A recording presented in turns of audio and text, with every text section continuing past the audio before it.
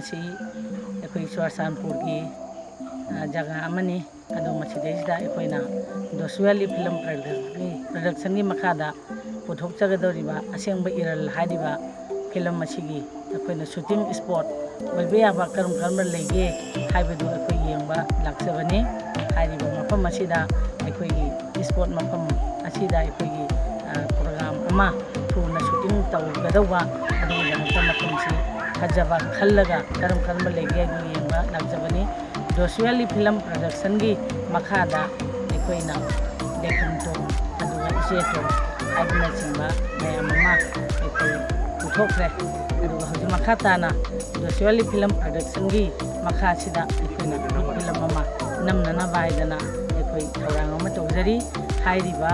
असेंब इरल हाइरिबा से अखोइना मसिगी इराथौनी थौरम अखोइ पांथोक सगरबा मतुंगदा फिल्म मसी शूटिंग हौननबगीदमक्ता मफम सिदा अखोइना लाक्सबनी अदो हाइरिबा फिल्म मसिगी अखोइगी डायरेक्टर ओइगदौरिबा असि ओसी मैरानी अदुगा स्टोरी अहाकी असेंब इरल अखोइ अहाकी वरीदा स्टोरी सि सेमजबनी अदुगा स्क्रीन प्लेना मनाउदी एमएमना तौबिबनी अदुना हाइरिबा फिल्म मसी हौननबगीदमक्ता अखोइना करम करम जगह चलगा अखोइना शूटिंग स्पॉट लेगे मेरेना अखोइना लागिबा मफम से सिगी लमदम से ममिंग करी हाइना कौई खुंगंग नुसिग्रबा खुंगंग असे करी ममिंग कौए एस मोलचोल चुरचांदपुर ओ एस मोलचोल चुरचांदपुर को दुदा चुरचांदपुर दगी किलोमीटर कयामु लापना लेरे मफम से 8 किलोमीटर गुम्बा 1 किलोमीटर गुम्बा को अदगी खोइगी खुन सिगिने लेरिबा मफम मसिदा युमना क्यामुक्ति हुजिक लेरे स्वाइदा जुम मसिंग से युम से हुजिक युम मंगा गुम्बा लेरे को लोइना खोइगी मयाम से सुना चतना लौ इंकोल कोइरगा इसागी फार्म तौरगा लोइ लेजबा ngaktani को करिगुम्बा मेरेना खोइगी इमागी फिल्म असेंब इरल हारिबा मैतेगी फजरबा मैतेगी फिल्म असे अखोइ नंबा मतमदा अखोइगी करि हाइतारे पिक्चराइजेशन तौ मतमदने कनागो अखोइगी ग्रुप तगी मेरिनाबु असिगुम्बा सीन अमा खतंग अखोइ दरकार ओइरे मथौ तारे याउबीबगी करिगुम्बा हाइरागदी मेरिनाना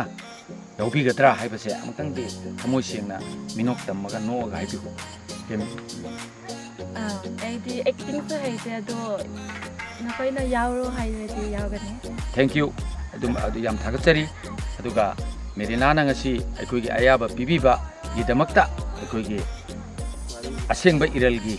लुपना मेरिनाबु हन्ना हन्ना थागचरी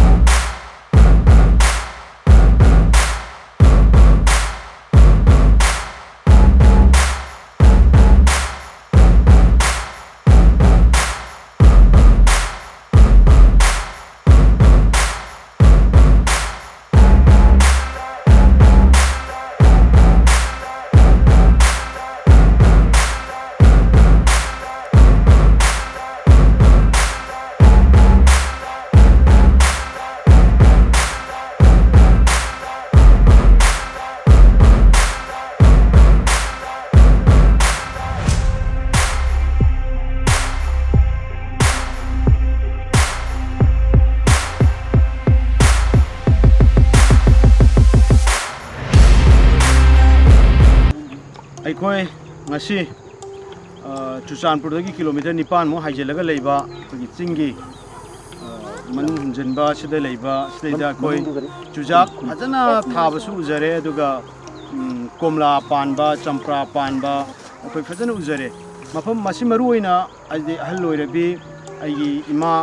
ꯈꯦꯇ꯭ꯔꯤꯃꯌꯨꯝ ꯁꯨꯕꯗꯅꯤ ꯊꯣꯏꯗꯣꯛꯅ ꯁꯛꯅꯥꯏꯔꯕꯤ ꯑꯏꯕꯤ ꯑꯁꯤꯒꯤ ꯋꯥꯔꯤꯗ ꯑꯩꯈꯣꯏꯅ ꯅꯝꯖꯒꯗꯕ फिल्म से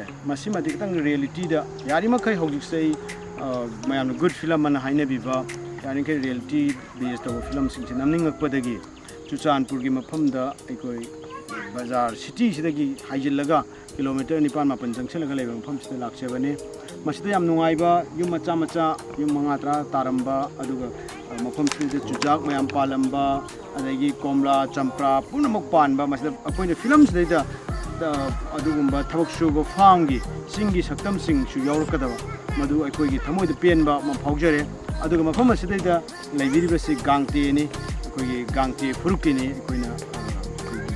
थेंगनजदना वारि वताइ साजदना अखोइगी फिल्म सिदा यावबियु हाइजबा मतमदा अखोइ गांगतेगी अंगांगसिंग अदु इसेनसिंग मयामसे अदा अइगी यामना नुंगाइबा अमखक्तंग हाइजबा तारगदि अखोइना टांगखोलगी अदगी अखोइगी मरिंगी अदगी मारगी अदगी अखोइगी तोंगान तोंगान फुरुपसिंग अखोइ अनानगी फिल्म अइ नमजखरे अदु पुथोक्त्रिबा पुथोकदरो फिल्म सिंग सुमदुगी सक्तम यावि अदु हौजि फोगदा गांगते फुरुपकिदि अइ फिल्म नमजद्री अदु गांगतेगी ओइबो कनो सो अखोइ सिजनजद्री दु हंदक्ति गांगतेगी निंगोन सिंग थेंगनजबसे याम नुंगाइ हाबसिन थमजगे अदुगा फिल्म से यामना सक्सेस ओइना नमगनी मदि प्रोडक्शन टीम से हाना प्रोडक्शन हाउस से आइना डायरेक्टर ओइजद्रिङैदा यामना क्वालिफाइड ओइरबा डायरेक्टर मयाम मना वर्क तौबिरमबा बैनर मनिना राइटराइना आई तौबा यारोइ दसवाली फिल्म प्रोडक्शन से ना आई दुमाइन थमजगे अदुगा फिल्म मसिदा मरुइना अखोइगी सक्तम लांगदौरि बिसिंग हाइबा सिगी मनुंगदा अखोइगी नोंथांगानबी मियामना पामनरक्लिबी नोंथांगानबी से नोंथांगानबी अदुगा सुनिल माइबॉय अभी खुंद्राको अदुगा रमिया थांजमना चिंगबा सिंग असिगा लोइनाना अखोइ गुड फिल्म गे टीम दा मालेमगी मियाम दु उहनबा याबा फिल्म अमा ओहेनना होनजरी मयाम पुनमक अखोइना होनजरी बसिदा मयाम सु सपोर्ट तौबियु हाइबा कुमसि थमजबगा लोइना अखोइ फिल्म गी अवाना तारको मतम दस मयाम मतेंग पामिनो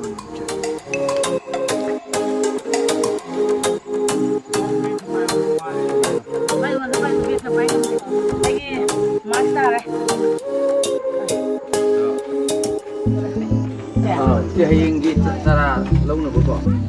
Sei launa dia kena jemur murah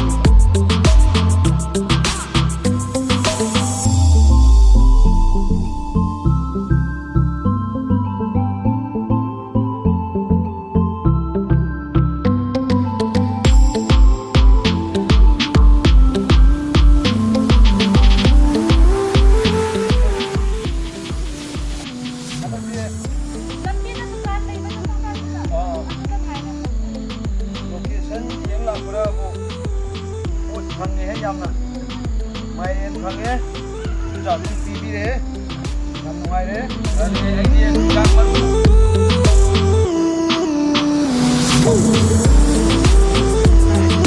ꯑꯁ ꯋꯥꯏꯍꯦ ꯑꯗꯨꯝ ꯃꯥꯅꯤ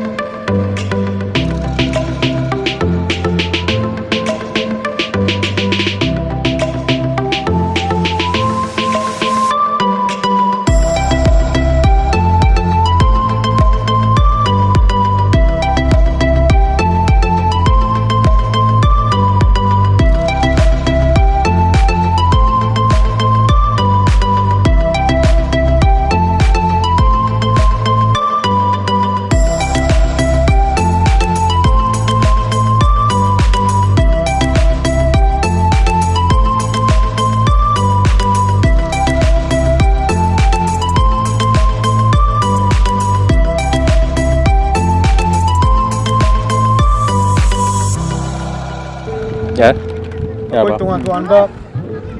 ꯃꯐꯝꯁꯤꯡꯗ ꯂꯣꯀꯦꯁꯟ ꯌꯦꯡꯕ ꯆꯠꯆꯔꯨꯔꯀꯥꯟꯗ ꯑꯩꯈꯣꯏꯁꯦ ꯍꯧꯖꯤꯛ ꯆꯨꯔꯆꯥꯟꯄꯨꯔꯗꯒꯤ ꯆꯪꯁꯤꯜꯂꯛꯑꯒ ꯂꯩꯕ ꯆꯤꯇꯨꯏ ꯐꯥꯔꯝ ꯂꯝꯆꯥꯡ ꯍꯥꯏꯔꯤꯕ ꯃꯐꯝꯁꯤꯒꯤ ꯑꯩꯈꯣꯏꯒꯤ ꯋꯦꯁ ꯑꯃꯗꯅꯤ ꯍꯥꯏꯕ ꯇꯥꯏ ꯑꯩꯈꯣꯏꯒꯤ ꯃꯄꯥꯟ ꯑꯃꯗ ꯏꯀꯣꯏ ꯀꯣꯏꯁꯤꯟꯕ ꯃꯄꯥꯟ ꯑꯃꯗ ꯃꯐꯝꯁꯤꯗ ꯁꯣꯏꯗꯅꯃꯛ ꯑꯩꯈꯣꯏꯒꯤ ꯅꯝꯒꯗꯧꯔꯤꯕ ꯐꯤꯂꯝ ꯑꯁꯦꯡꯕ ꯏꯔꯟꯒꯤ ꯑꯩꯈꯣꯏꯒꯤ ꯃꯁꯤꯗꯩꯗ ꯂꯣꯀꯦꯁꯟ ꯁ꯭ꯄꯣꯠ ꯑꯣꯏꯔꯒꯦ ꯍꯥꯏꯕꯒꯤ ꯊꯥꯖꯕ ꯊꯝꯖꯔꯦ ꯑꯩꯈꯣꯏ ꯃꯁꯤꯃꯗꯤ ꯌꯥꯎꯍꯟꯅꯅꯕ ꯁꯣꯏꯗꯅ ꯍꯣꯠꯅꯖꯔꯒꯦ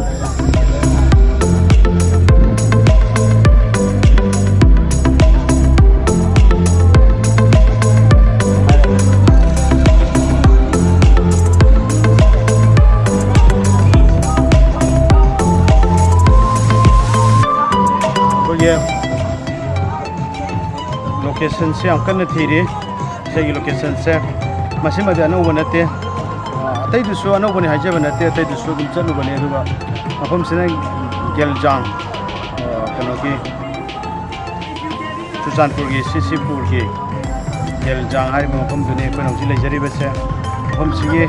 हौजि हौजि ओइरिबा ngasi अगस्त की तांग 19 साइकोना लोकेशन सिना लाक्सबदा